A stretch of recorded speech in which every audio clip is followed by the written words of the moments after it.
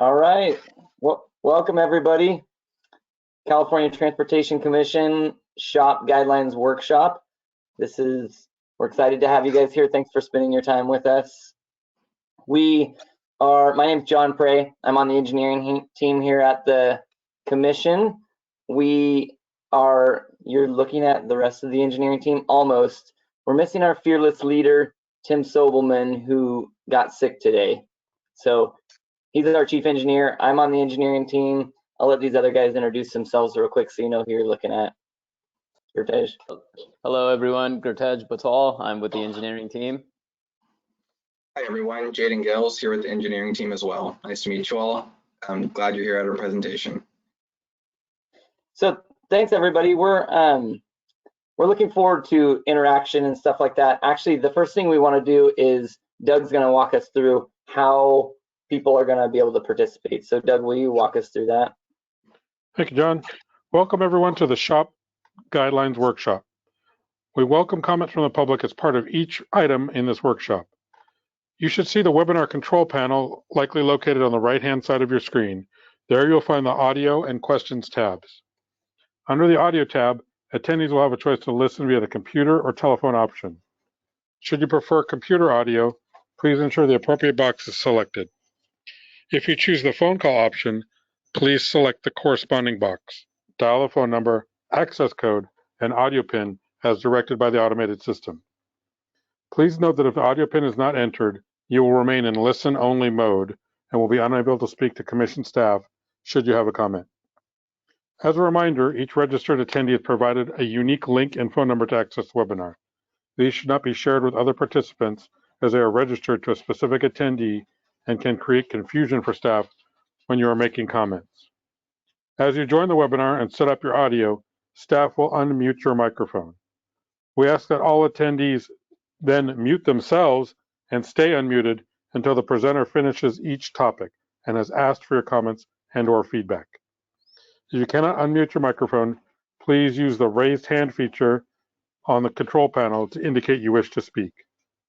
Please be sure to state your name and affiliation prior to voicing your remarks. Please be concise with your comments. We're hoping many of you will want to speak. Alternately, you may use the questions tab, also on the control panel. Please reference the topic you are commenting on and type in your comment or question. Staff will read those to the presenters on your behalf.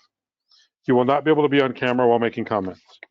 Thank you for joining us today. We know that your time is valuable, and we appreciate you sharing some of it with us. Thank you, Doug. John. Yes. John, if I can. So I'm just going to let everybody know that for those of you that are currently on, I am going to hit the unmute all button for you. So please just remember to self-mute yourself. Thank you.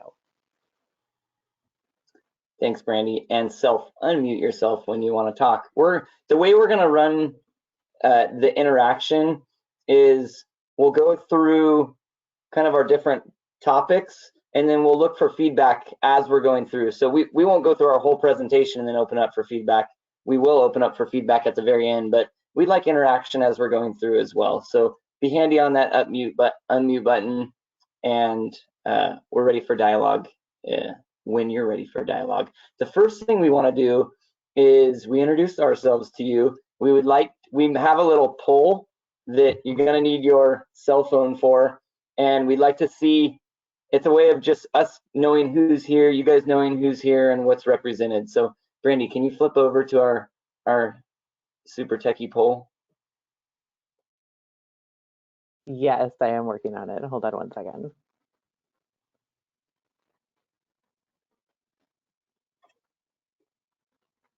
It's gonna be worth the wait.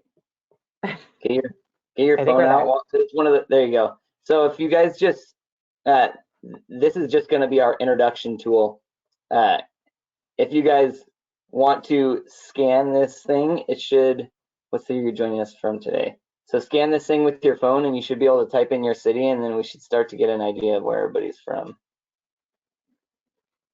I'm gonna do it myself too. That's Sheila coming in from Chico.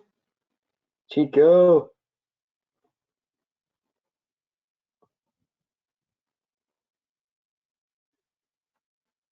Reading, San Diego, orange, Disneyland, Couldn't resist. Alhambra, Roseville, couple oranges, some great Sacramento representation.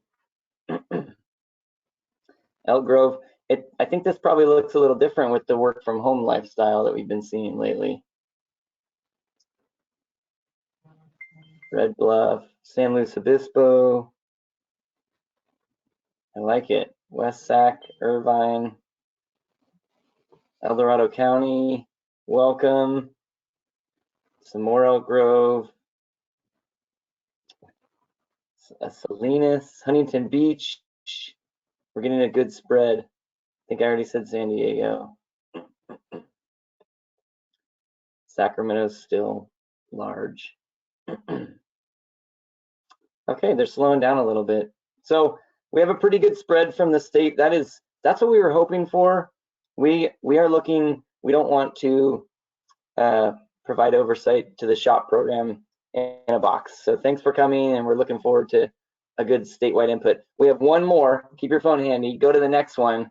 Not just where you're from, but Brandy. Question 2 is, who do you represent? And so if you stay on your phone on the thing, a new question should pop up for you.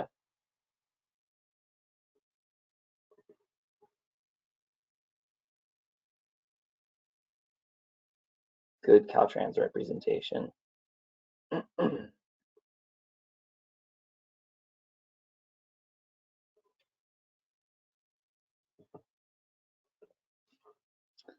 All right, lots of Caltrans, some local government, planning agencies.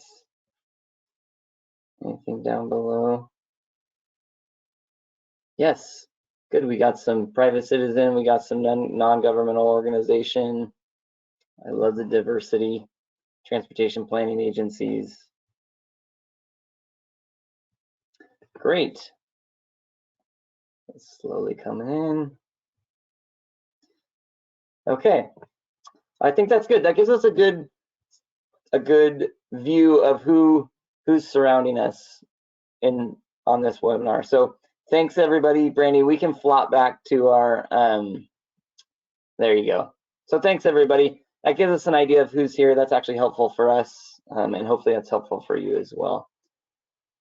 I'm going to just logistically real quick. I think Doug mentioned this, but I heard there's some questions starting to pop up in the question thing on the right. I'm not sure I know how to see that. Yeah, it looks like there's one written question so far from Bruce Abernathy. Okay. Oh, go ahead, John. Oh, that's okay. Where are we in the 10-year SHOPP plan? Now I see it.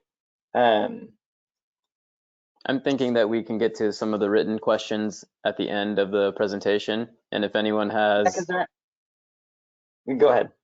If anyone has any questions that they'd like to verbally ask during the presentation, then feel free, raise your hand, and we'll unmute you. Yeah, and Bruce, I'll try to address that.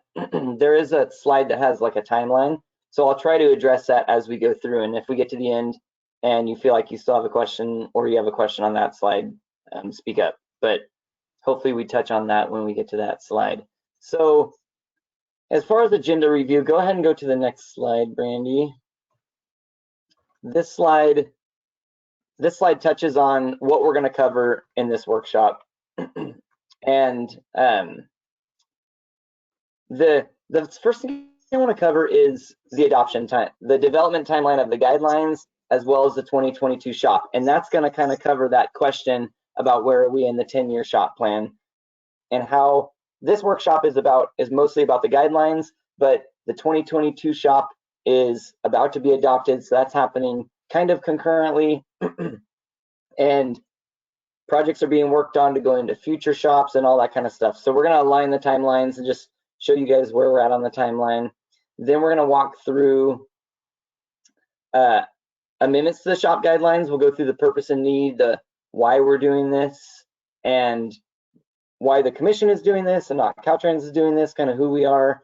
And then we'll walk through the specific amendments. I didn't put all of the amendments on there. We highlighted some of the larger amendments. There's a number of small ones that are not on there. So we welcome questions, even if we don't highlight one of the amendments that in this workshop. If you were able to review and look at the guidelines, the proposed amendments to the guidelines, and you have a question on something that we don't highlight here, just chime in and ask it. And we would love to, we love feedback and we love discussion on it. And then we have number 3, which is feedback. And so that's at the end. We'll ask if there's other feedback or input, anything we didn't cover, but definitely don't wait till the end. If we're going through slides and you have a question on a slide, that's a great time to give feedback, and we love to interact with everybody as we're going through. And then we'll close it out with a recap and the next steps. So that said, let's get on to our first item, which is the development timelines. Adoption timeline for the SHOPP guidelines and adoption timeline for the 2022 SHOPP. You can go right to the next slide because I'm not an artist, but I did my best to, although I'm not an artist, I like things visually. And so it's the way it's lined up this time, and it's the updates to the SHOPP guidelines are not, they don't happen on a regular cycle. We update the SHOPP guidelines as needed. And this looks like an appropriate time to update the SHOPP guidelines. And so what I wanted to show with this slide is at the very tippy top in those boxes, I just put January commission meeting, March CTC meeting, and how you can see the red in the middle is the we are here. And the top timeline is the development of the guidelines, where the blue is the active guidelines. So we have the current SHOPP guidelines that we're operating under right now. And then our proposal is that they would be adopted at the March commission meeting, and then we would be operating under the new SHOPP guidelines. And the yellow and the orange is under construction, and that's our guideline development that we're working on for the SHOPP guidelines. So we've been working with Caltrans for a few months now, and we've been working back and forth and getting their input on changes to the guidelines, and they've been very helpful, and going back and forth with them. And now we're here to collect more than just Caltrans input on the guidelines, because we want to hear what everybody has interest in. And then there'll be a little bit of tweaks between the January, they're going to be presented at the January meeting. The guidelines will be presented as an item at the January commission meeting. The commissioners may or may not have some feedback for us. So that's kind of what the orange represents. And then at March, hopefully we can incorporate comments from today's meeting, any comments that we get at January, and then we can adopt them at March. Concurrently is that bottom SHOPP adoption schedule. And this is important for us to understand how the changes that we're talking about here today will impact the SHOPP, because the 2022 SHOPP is currently, like if you're here from RTPAs or locals, it's out for review right now. And Caltrans is collecting, I think comments were already due, but Caltrans is collecting comments and working on finalizing it to give it to the commission. And then the commission will review it between January and March and adopt it. And so after March, we'll be running forward with the 2022 SHOPP as well as these adopted new guidelines. And so they will be, with the new SHOPP, these new guidelines will be how we're operating with the new SHOPP. But one thing that I just wanted to highlight is there's some changes that we're making in the guidelines that talk about like engagement and SHOPP project selection and SHOPP project development and stuff like that. Some of those things are a little bit more longer lead type of items. And with the 2022 SHOPP being almost ready to be adopted, some of the changes that we're making this time might be more impactful in the 2024 SHOPP to the development that's going on right now of projects that are going to come in the 2024 SHOPP. So I kind of just wanted everyone to know where we are on the timeline. Both of these things are happening kind of concurrently. If you look down on the bottom timeline, those black words that are not in colors, December 22nd, the SHOPP was distributed to the RTPAs.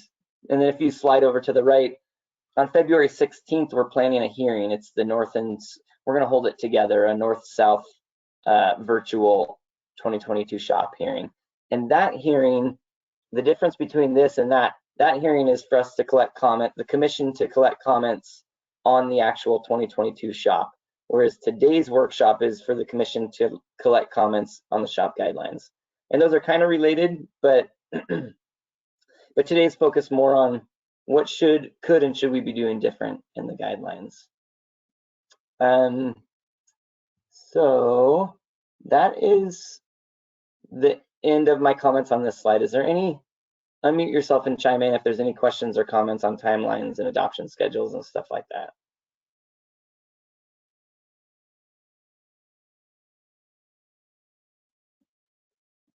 Okay. Hey, John, it looks like we have a written comment question from Jane coming in. Oh, yeah. So we would like to see in the guidelines how complete streets will be planned for and adopted. Please address the development of complete streets requirements for the guidelines. What year will this start in the SHOPP guidelines? Thank you for the question, Gene.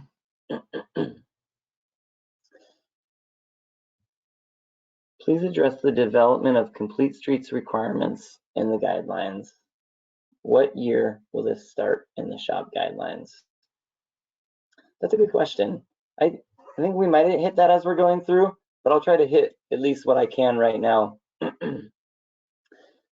The guidelines, as we'll see when we're going through, the guidelines rely a lot on the asset management plan, and Caltrans adopting or proposing a SHOPP that was based on the asset management plan. We've been working with Caltrans. Caltrans is actually doing a really good job at this. Caltrans is implementing complete streets into the asset management plan. So as we see the new TAMP come out, which that should be adopted, I think that just gets approved by the commission, but that should be coming forward at the March meeting, I think. And so Caltrans is they're revising some of their asset classes to show complete streets elements in there. And that will inform future SHOPP cycles. Another thing, I would recommend tuning into the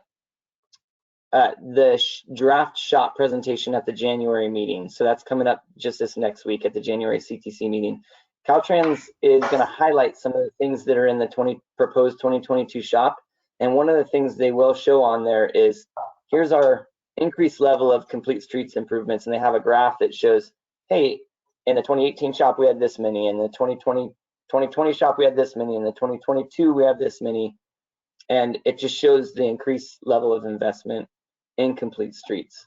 You'll see as we go, chime back in again with that question if you still have it at the end, but you'll see as we go, we did add one or two things in the guidelines to address some bike and ped improvements. So we'll touch on that as we head through. Hey, John, this is Doug.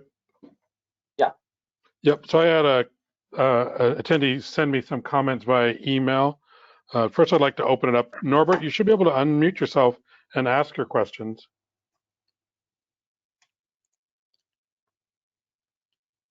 Mr. Dahl, do you want to unmute yourself?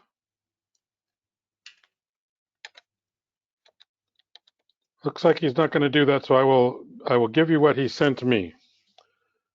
Will the SHOPP guidelines in 2022 address the following at the CTC stage of review action on funding allocations or project programming?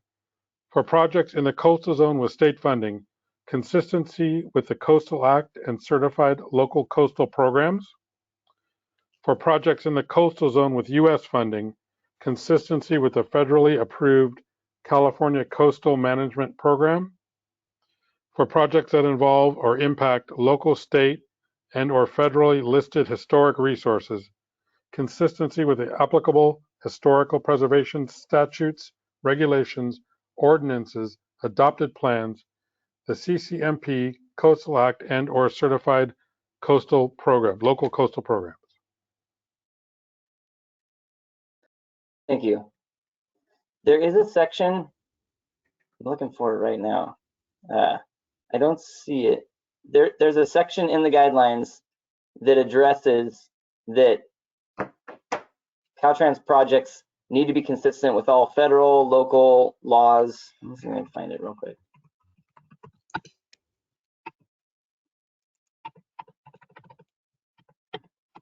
I'm not sure where it is.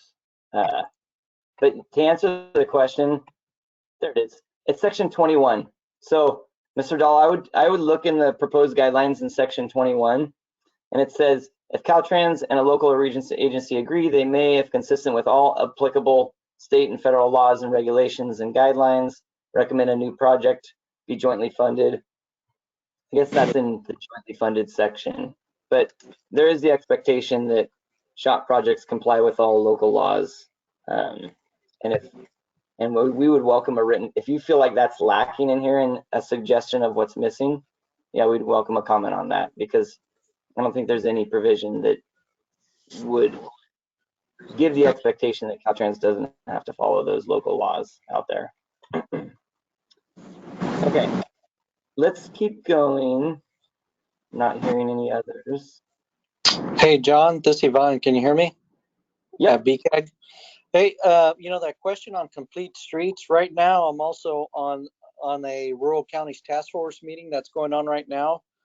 And Tony Dang just presented the director's policy on complete streets, and with a brief overview on Caltrans's 2020 to 2024 strategic plan. So in there, on the complete streets policies, it says it will require all transportation projects funded or overseen by Caltrans will provide comfortable, convenient, and connected complete streets facilities for people walking, biking, transit, passenger rail, unless an exception is documented and approved. And I bring this up because you did point out that the SHOPP is based on the TAMP, right? So is there like a disconnect, or is there going to be some mention in the SHOPP moving forward development guidance? I think anything's too late right now for this next SHOPP. I think that's maybe where this question's coming from. And the one question that came up was, will there be standalone projects, or are we talking about an added component to traditional SHOPP projects? And the response from Tony was, I think everything and anything's on the table. Yeah. So that was, you know, so it's like, wait a minute. So here, you know, what's the driving force of future SHOPP projects moving forward? And if it's through Michael Johnson's office on asset management, then is it at that point where these improvements are being also defined? I don't know. Yeah, you're right. And we rely a lot on the asset management plan and the targets that we set for the different asset classes. And we go, are we meeting all these targets in all these asset classes? And there's always going to be tension on the SHOPP. And that's a really good input and question. I think what I would say is what Tony's presenting is the next step in there. It's not completely brand new. They've been trying to incorporate complete streets. And now what Tony is bringing forward is, hey, now we're changing our perspective on the Caltrans side to say the expectation is that we are going to include complete streets and we'll document an exception if we're not. From the commission side, what our expectation will be is there's still an expectation that you're gonna have an asset management plan, and then we're gonna set targets for these things, and with certain asset conditions, target conditions for pavement and for bridges and culverts and all these primary assets, as well as the what are they called, secondary or supplementary? I forgot which one it's called. There's the expectation that we're going to meet these targets, and so the pendulum can't swing too far so that we're not meeting our primary asset targets. But on the other hand, I think we would support, hey, if we're coming through with a project, let's make sure we're getting these complete streets improvements in as necessary. So you're right, it is a tough tension. Like a war. Yeah. Yep. Yep. Okay. Thank you. Oh, Mike, did I hear Mike Johnson has a raised hand? Yes, there he goes. Hey, John, thanks. Just to kind of chime in and clarify Ivan's question. So the policy that he's referring to was just signed by Director Omashakin last month. And the big change with that policy is that it sort of changes or sort of flips the dynamic. Instead of saying, well, we put in complete streets where it was feasible to do that, it's saying, no, by default, complete streets will be on every project. And if you're not going to put it on, then you're going to document why. And within the SHOPP, just, for the sake of the transparency here, there's good reason why sometimes there aren't complete streets involved in a project. The most common occurrences of this are when we're working solely within areas that are not permissible for bike and pedestrians. And that represents the largest class.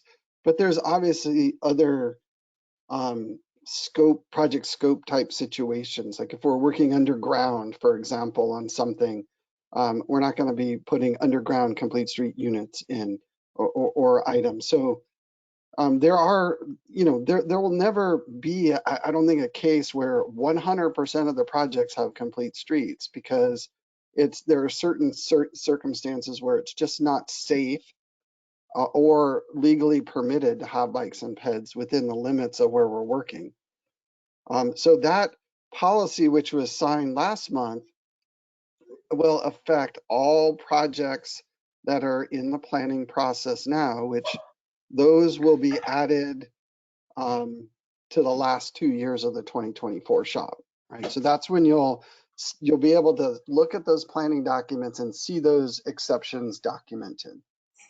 So that's kind of going forward, but I want to just for a moment talk about the 2022 SHOPP. There's a lot of complete streets in the 2022 SHOPP, a lot more than we've had in the past. We, have continued to improve in that area. We've built specific funding into the State Highway System Management Plan that's already been reviewed by the Commission, and it is the guiding document for the active planning that Caltrans is doing right now. And that has considerable investment for new bike and ped facilities statewide. So hopefully that kind of clarifies. I think Tony and I work closely together, Tony Dang, who's presenting in that other forum. And I think, really the issue is just the timing of when these things come into play. Thanks, Mike. That's really helpful. Looks like we have another raised hand from Jonathan Matz. Jonathan, if you can unmute yourself, please.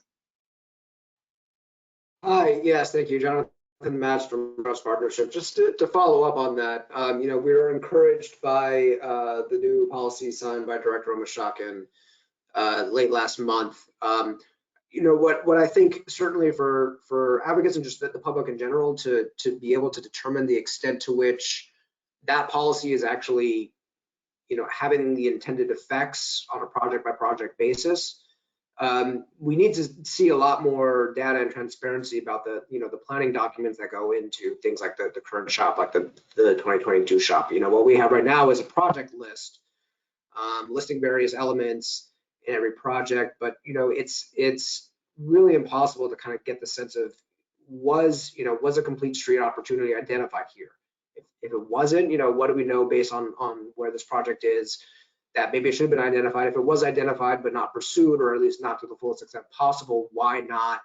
All of that kind of thing. I know there's a part of the process leading up to the policy that was signed was establishing a bit of a paper trail on this with the TIPSIS and the complete streets decision documents, things like that. Really I think for the policy that was announced to I think really seem credible to the public, beyond just the stats that we've seen, that I think it was 46% have a complete streets element. Well, that's not the same thing as building a complete street, and it's also not, that doesn't really answer the question of, could it have been more? And of the other 54%, what was going on in that? Because that's if the process is, or the policy is designed to make complete streets the default, and it's still not even a majority of projects, then there is a little bit of a gap there. So we strongly encourage those background planning documents to be made public, so that we can really start evaluating from the outside just how much the policy is having tangible results on a project by project basis. Thank you. Yeah, good input. Thank you. And hopefully these planning documents, as they implement this policy that has these exceptions documented, hopefully they can show what you're talking about. But yeah, I hear your comment about making those public. Thanks for the input. Okay, let's walk through some of the guideline changes.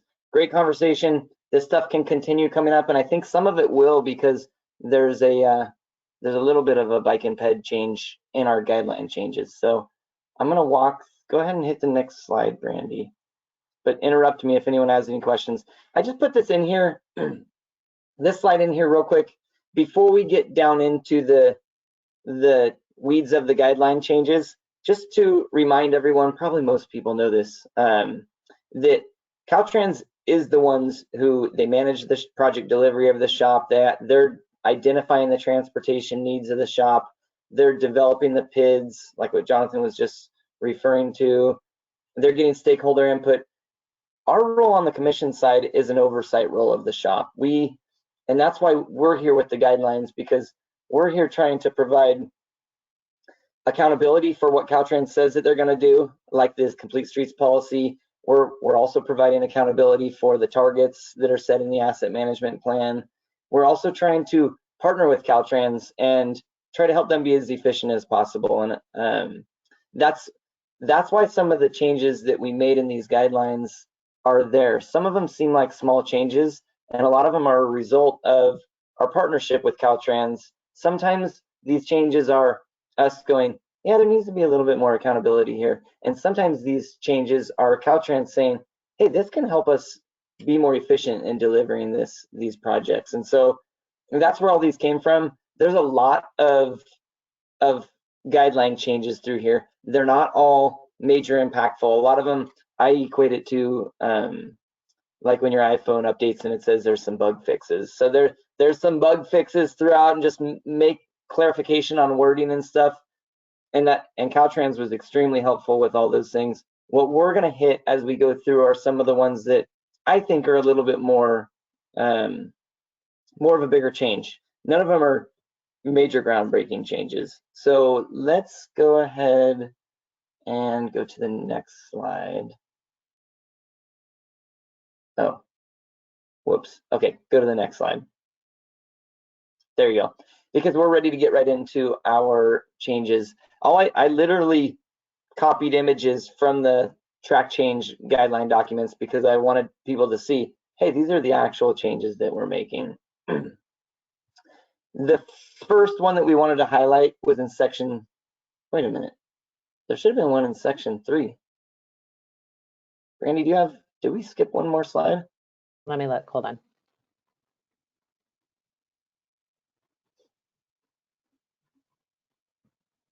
Nope, number 3 is the next one. Do you want to go to the next one and then come back to 7? Oops, I probably put them in the wrong order, sorry. Yeah, let's start with number 3. Can you go down to number 3? Yeah. That was my fault. I try to go in chronological order. That's how my brain works. So number 3 is guideline objectives. Commission added B here because what we wanted to try to highlight was, well, it says encourage engagement with diverse partners, stakeholders, and the public through a transparent development and selection process. This section is saying, what's the objective of these guidelines?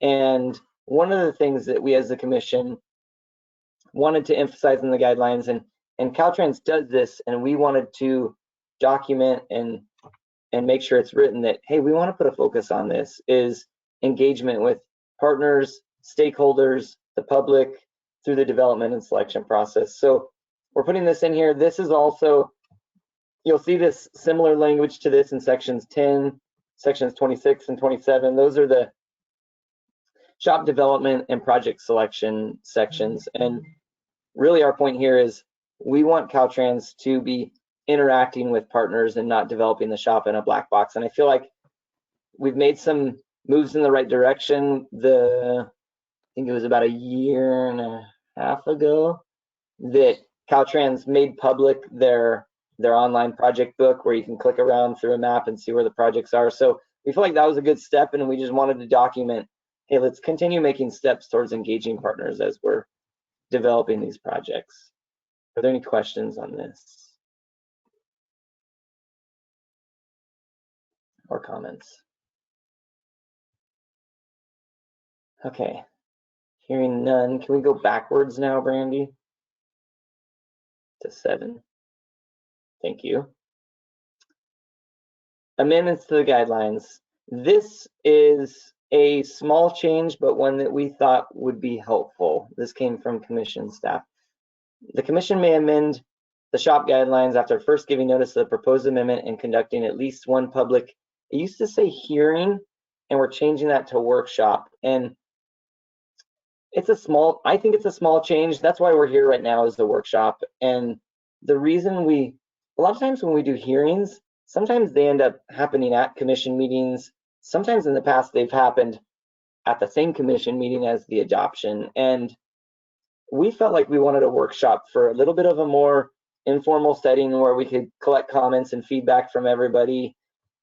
We thought we might get a little more organic interaction. We thought it would be better to hold a workshop separate from a formal commission meeting or something like that. So this was our change. We thought it might be helpful. It's not in statute that we have to have a hearing or a workshop on the guidelines, but it's important to us to be able to collect feedback, and we felt like a workshop would be the best forum to be able to collect input and feedback on the guidelines. Any questions or comments? Okay. Go ahead and go to the next one. Brandy, there you go. Nice work. Okay, number 12. This is where I had to chop it off because it's kind of long. But this section talks about project eligibility, like SHOPP project eligibility. And a lot of SHOPP project eligibility comes from Government Code section 14.526.5, those first red letters right there. And that's the code that says, if you read the second sentence in the black, which is already in the guidelines, projects included in the program shall be limited to improvements relative to maintenance, safety, operation, and rehabilitation of state highways and bridges that do not add a new traffic lane to the system. And so that's a lot of what informs what is a SHOPP eligible project and what is not a SHOPP eligible project. What we wanted to do with the addition right below that is to try to clarify what the code means by shall not add a new traffic lane to the system, because there are some instances where it is appropriate to add a lane, like the SHOPP adds auxiliary lanes, the SHOPP adds left turn lanes. So a lane is a general term. A traffic lane is what we were trying to define is what's the SHOPP not allowing here. And so that's why we said, for the purpose of the SHOPP guidelines, a new traffic lane as prohibited by the Government Code shall be defined as the portion of travel way for the through movement of a single line of motor vehicles. For example, the addition of a lane that would increase the overall route's capacity, such as an express lane, would not be eligible. It wasn't easy to try to define what was meant by traffic lane. We pulled some of this wording out of Caltrans Highway Design Manual, but we were trying to clarify, look, a through traffic lane is not eligible. But then down below, the guidelines go into, these are SHOPP eligible operation improvement projects. And so it talks about auxiliary lanes, it talks about intersection modifications where you put a signal and so therefore you have to have turn lanes and stuff like that. So it's trying to say, operationally, here's the type of lanes that are allowed, traffic lanes are not allowed. And you can see the last little thing that I was able to capture in the screen capture. We added bike and pedestrian facilities to this list of SHOPP eligible operation improvement projects because we wanted to highlight that an operation, and this addresses, I forget who was asking, I think it was Yvonne, about standalone complete streets projects. And if you're going to do a standalone bicycle project or pedestrian project, it's got to, if you scroll your eyes back up to the second sentence of the black paragraph, projects included in the program shall be limited to improvements relative to the maintenance, safety, operation, and rehab. So you have to ask yourself, which one do these improvements fit under? And what we were looking at is there could be a safety need for bicycle and pedestrian improvements, and there could be an operational need to say, hey, we have a route here, but all modes of travel are not supported, and so therefore there's an operational need to have a bike lane here. So that's what we were trying to clarify right there.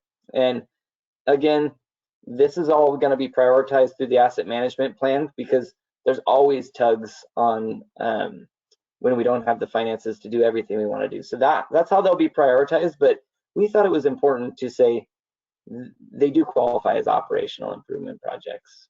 Are there any questions or comments on this section?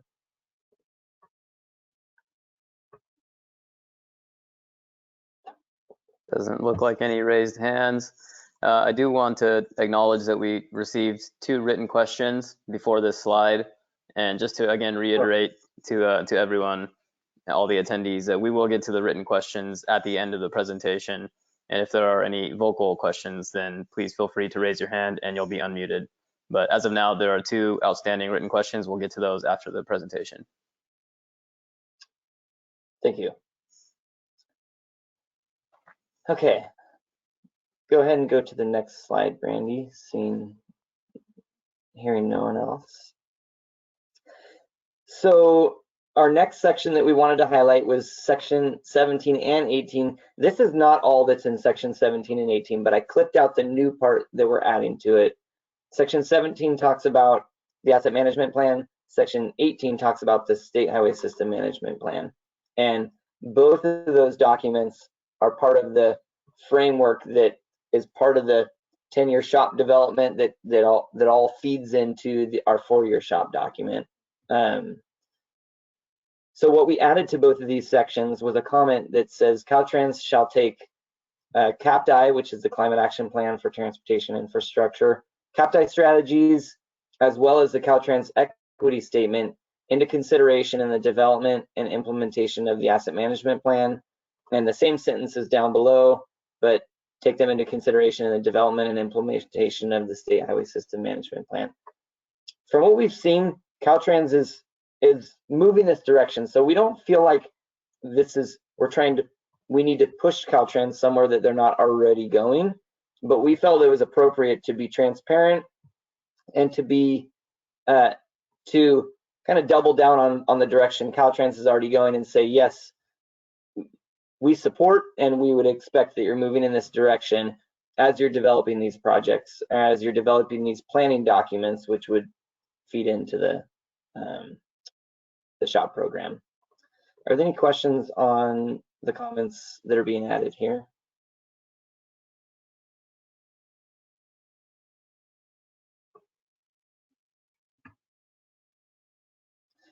Okay, let's go to the next section, section 40.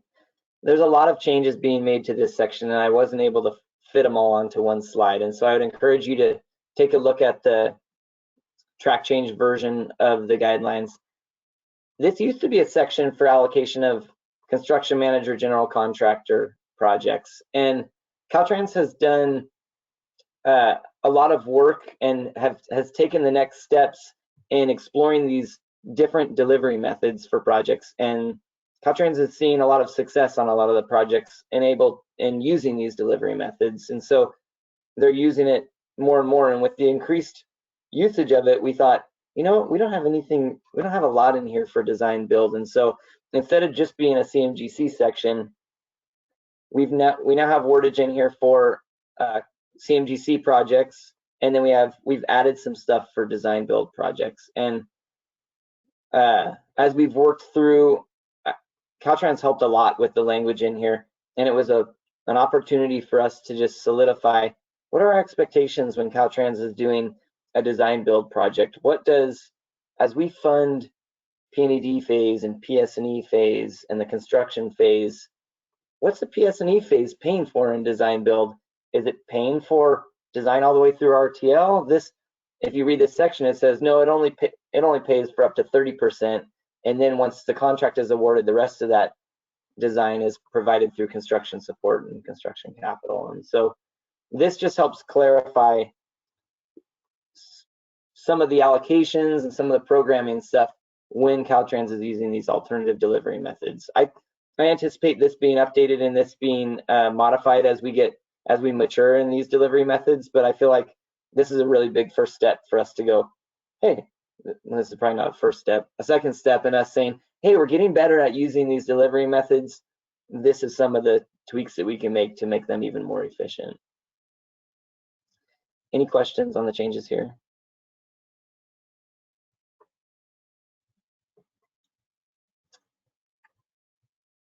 Okay. Hearing none, go ahead, Brandy. Non-discrimination. This whole entire section is brand new. This is again something that we believe Caltrans is already doing, and we don't feel like this is us having to push Caltrans in a direction that they don't want to go. But this stuff is so important. We wanted it documented in the guidelines. We didn't want to have guidelines that didn't say, look, it's our expectation that you're doing this. So we believe this stuff is happening, but we believe it's so important that it needs to be in the guidelines. I welcome any questions, comments, or feedback on this, if there are any.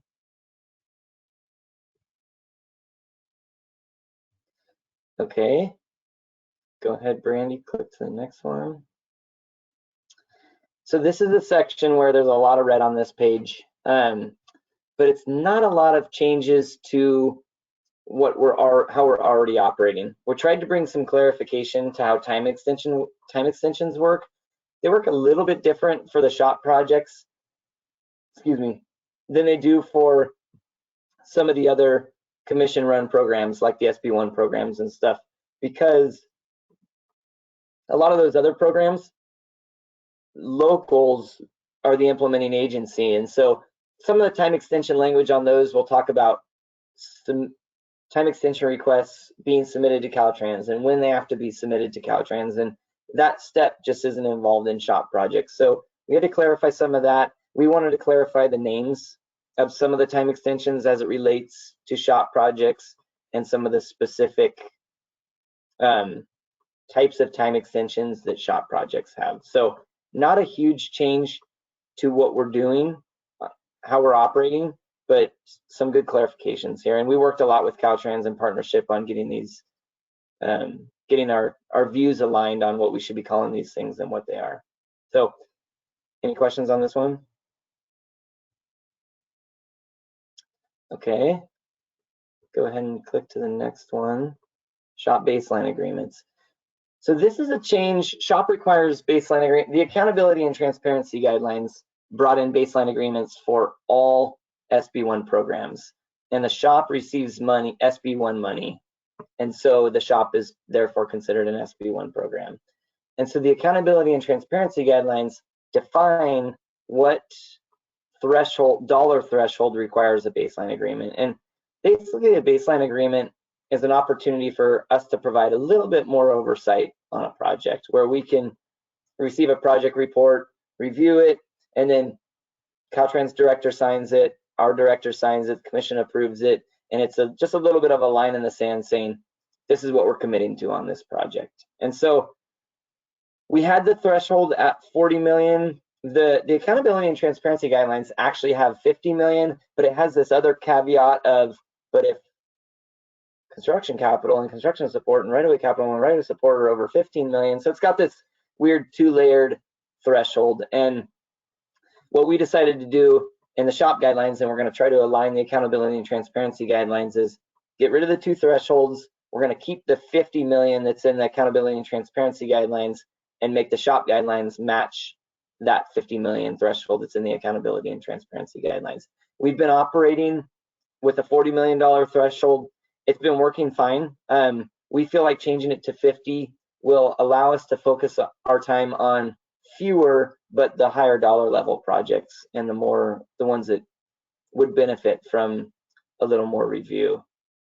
So we feel like that's an efficiency improvement without losing the accountability that we want to see. Any questions on baseline agreements?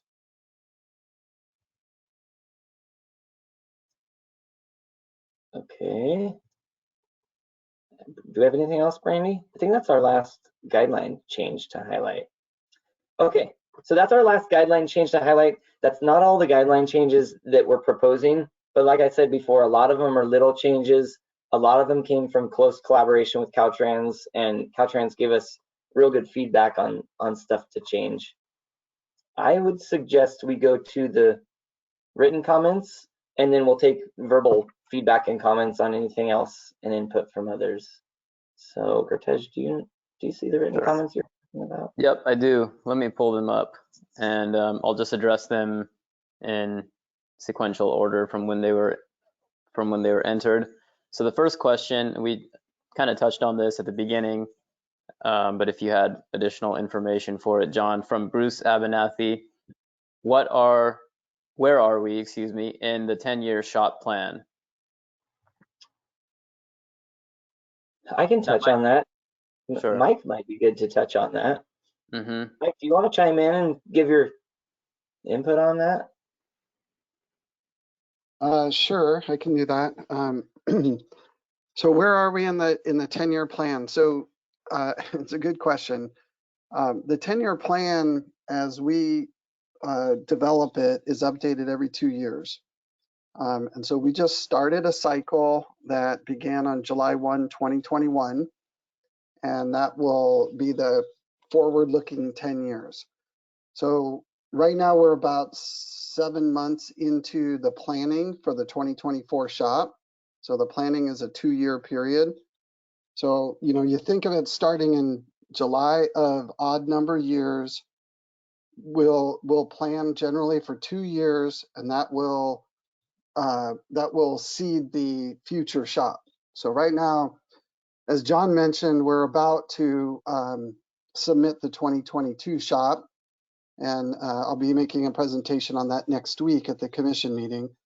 Those projects that are being added to that SHOPP were planned from July 1, 2019 through June 30th, 2021. Okay, and then immediately following that, basically effectively the next day, we switch over to a different plan. And in between that time, what we're doing is we're doing a performance evaluation across some 30 plus different objectives that are in the State Highway System Management Plan to reassess where we are. So where are the conditions of our assets relative to targets? Did our gaps shrink or did they grow? Where are we with respect to safety, complete streets, environmental objectives, all the different things that the SHOPP is trying to do? We literally reassess that from scratch every 2 years. And so that's manifested itself in the State Highway System Management Plan. The State Highway System Management Plan includes a fiscally constrained investment program that is available for anybody in this call to see, that shows where all the SHOPP money is going. In other words, what are we actually investing in? And I think from that information, we then in Caltrans go through a series of internal processes to develop projects that stay within that fiscal limitation or constraint and achieve all the performance objectives that we identify. So by doing that, and we, by the way, we update this every quarter. We recertify that all of our district, every month we recertify. Every quarter we recertify the what we call our project book, and we publish that for all of you. So if anybody wants to see, well, what is Caltrans working on for the next 10 years, just put in projectbook.dot.ca.gov, and you could get to an interactive dashboard. It includes a map.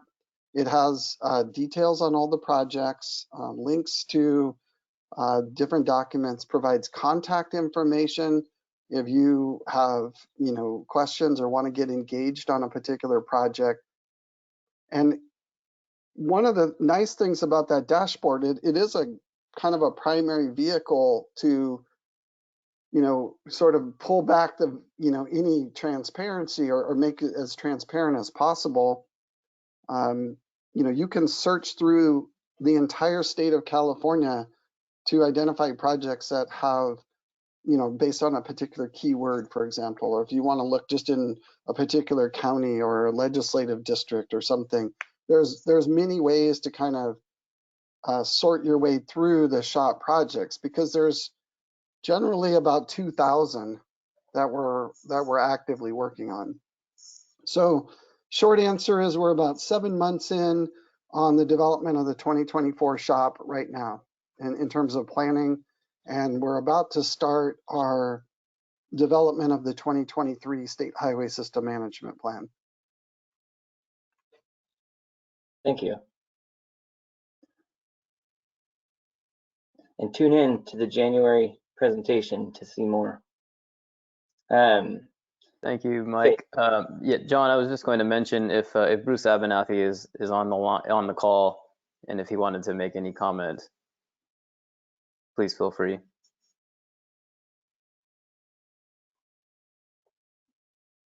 He just put a comment under questions. Thank you, Mike. Excellent. Appreciate your input, Mike. Okay, should we go to the next one, Gertej? I think it looks like two are kind of related there, huh? Yes. The next one is from Kelly Zolotov. She says, this may have already been asked, but will this PowerPoint be available after this workshop? I'm fine making it available. Doug, is there a way to send it out to all the attendees? Not specifically to just the attendees. We could send it out to our mailing list. We could very easily make it available on our website. That's a great idea. Okay, yeah, we could post it because we had the save the date and the agenda, so we can post it right in that section on the website. The other thing I would say, and I know this has come up in some of the questions in the past, we can upload the video to our YouTube channel and post that to our website as well, so folks could rewatch the whole workshop as they would like. Oh, okay. What a treat. Okay, let's address those other two, Gertej. Yeah. Now I see them. I believe we touched on, so the only two outstanding are from the same person, from Jean Severinghouse. I believe we touched on the first, but we can repeat that and go through it again. So Jean says, unable to see in the guidelines how complete streets will be planned for and adopted. Please address the development of complete streets requirements for the guidelines. What year will this start in the SHOPP guidelines? Will you read the next question as well? Sure. The next one from Jean says, please include in the guidelines clear and transparent guidance on how the SHOPP implements the complete streets policy, not just bike and ped, also transit, rail, etc. Complete streets need to be in these new SHOPP guidelines. Very difficult to find transparency or even for the SHOPP to appropriately fund and build complete streets without this in the guidelines. So that's really good input. And I think it's somewhere that we can have some further discussions on between now and when the guidelines get adopted. There are the two sections that I think of when I think of complete streets in the guidelines is section 10, which really makes reference to Streets and Highways Code 2030, section number 2. And that's where it says, you've probably heard this, some of you, to the extent possible and cost effective and where feasible, Caltrans shall, and it has these different things. And one of them is incorporate complete streets elements, including but not limited to elements that improve the quality of bike and ped facilities, and then improve safety for all users of transportation facilities. So there's that, and then there's the asset management. And I think I appreciate this comment because what it's gonna do is make us have some more discussions on being a little more clear on what the expectation is in the SHOPP for complete streets improvements. I think I have a little bit of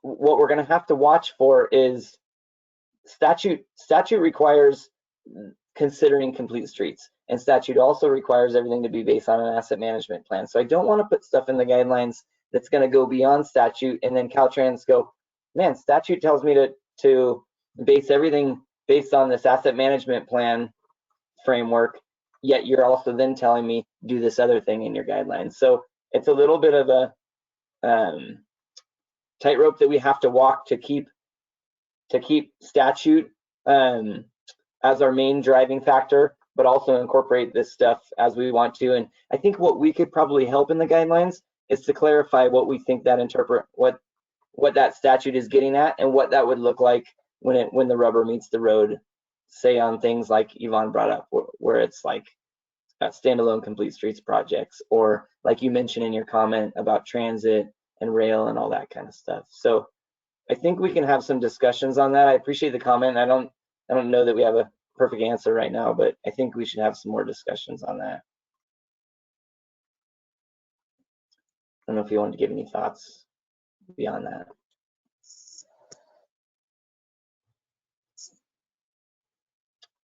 Okay. Not seeing Jean with her hand raised.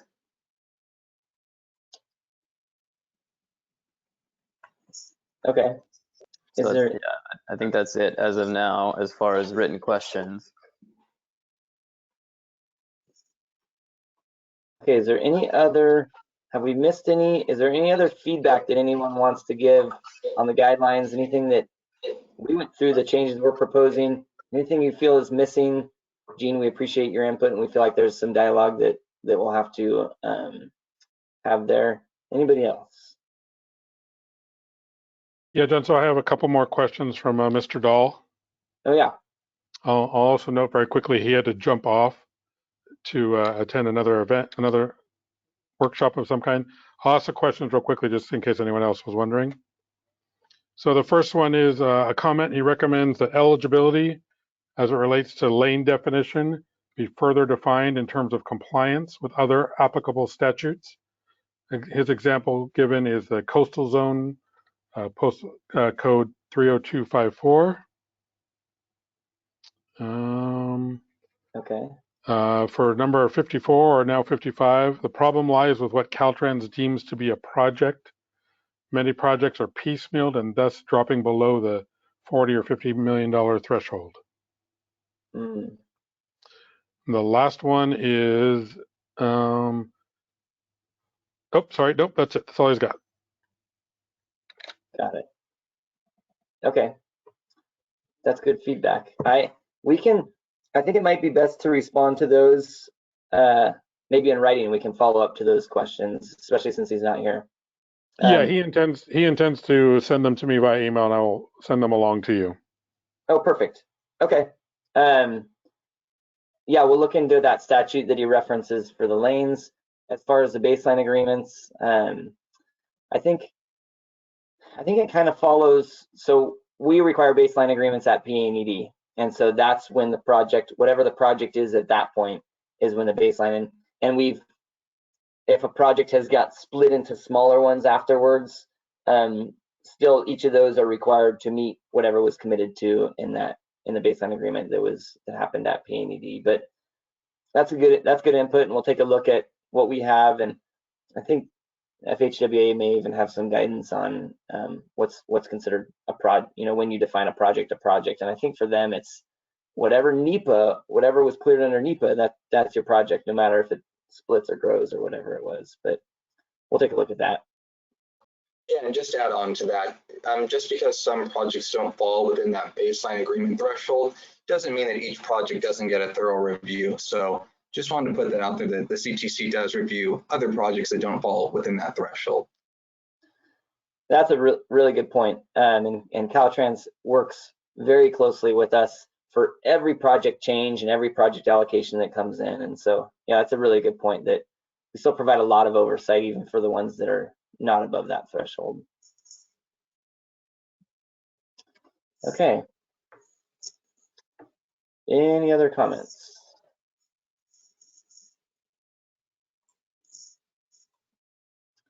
Any other written comments? Comments.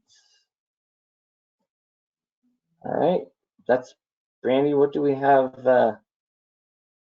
Discussion, recap, and next steps. So there's a couple next steps for us. We received some good input. I think there's some complete streets discussion that we're going to have on our end. I really appreciate the feedback and the input. For the most part, it sounds like there wasn't a lot of concern with the changes that we're making. I think what we heard, and we'll go back and listen to the comments and the commentary again. I think what we heard was maybe we could be putting more in here with regards to complete streets and what's required and what we're defining as eligible and stuff like that. So we'll take those. We'll take a look at any other comments we have. We'll post the presentation on the website. If you want to give input, like I was showing on the timeline, to the 2022 SHOPP, there's more opportunities coming up, and there's a hearing coming up in February for that specific SHOPP document. But if your comments are more on a whole, how are we shaping what goes into the SHOPP, that's helpful to have that in the guidelines, and so those comments have been helpful at this meeting. I think what we'll do is we'll post the presentation on the web, work with Doug to try to get the presentation posted on the website if we can, and potentially the video, as he mentioned. We will we'll certainly address Mr. Dahl's questions in writing. And if anyone else wants to follow up via email, we're welcome to address any questions in writing or have any interaction with anybody. We appreciate the feedback and everything you guys provided at this meeting. So before we close up, any other final thoughts or comments?